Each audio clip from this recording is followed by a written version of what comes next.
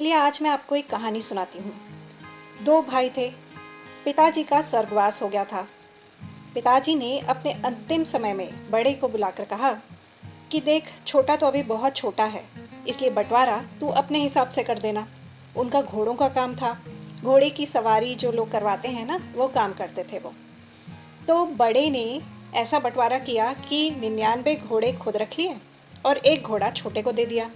पड़ोसियों ने कहा कि ये तूने क्या किया, ये किस तरह का बंटवारा है। तो उसने कहा कि देखिए, मामला ऐसा है कि छोटा तो अभी बहुत छोटा है, इसीलिए वह इतने सारे घोड़े संभाल ही नहीं पाएगा। अब ये छोटा थोड़े दिनों में बड़ा हो गया। उसने अपने सवारी का काम शुरू किया और वह बहुत खुश था कि उसके पास एक ही घोड़ा है, क्योंकि उसे घोड़े के लिए कोई नौकर रखने की ज़रूरत ही नहीं पड़ी। वह उसकी सेवा भी खुद कर लेता था, चारा खिला देता था, कभी वह बीमार हुए तो उसको डॉक्टर के भी ले जाता था। इस तरह से उसका काम चल रहा था। बड़ा बहुत ज़्यादा परेशान था, क्योंकि इतने सारे घोड़ों को रखने के लिए उसे अस्तबल भी बनाना पड़ा। कभी कोई नौकर छोड़ के भाग जाता था, कभी वह घोड़े के पीछे परेशान होता था। रात बिरात उसे जाकर घोड़ों को देखना पड़ता था कि सब कुछ ठीक ठाक है या नहीं, कहीं कोई घोड़ा बीमार तो नहीं है। एक दिन उसने अपने छोटे भाई से कहा कि देख, तेरे पास तो एक ही घोड़ा है, मेरे पास तो 99 घोड़े हैं। अगर तू मुझे अपना वह एक घोड़ा भी दे देगा तो मेरे पास पूरे 100 घोड़े हो जाएंगे, और जो तुझे परेशानी एक घोड़े को देखने में होती है वो भी खत्म हो जाएगी। छोटा बहुत ही आसानी से उसकी बात मान गया। उसने वह एक घोड़ा भी दे दिया। अब छोटा और भी ज्यादा खुश रहने लगा, क्योंकि उसे अब एक घोड़े की जिम्मेदारी भी नहीं संभालनी थी। वह इसी में खुश था।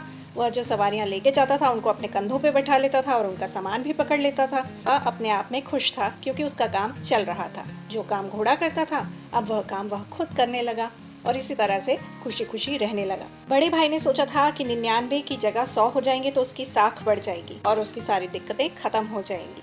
मारपा एक तिब्बती संत ये कहानी सुनाया करते थे और उनका मानना था कि जीवन में बस दो ही प्रकार के लोग होते हैं। एक वो जो वस्तुओं पर बहुत ही ज्यादा भरोसा करते हैं और परेशान रहते हैं, और दूसरे वो जो खुद पर भरोसा करते हैं, जैसे कि छोटा भाई जो अपनी मर्जी का मालिक हो चुका था। अब उसे घोड़े की लगाम पकड़कर हाँकने की जरूरत नहीं थी।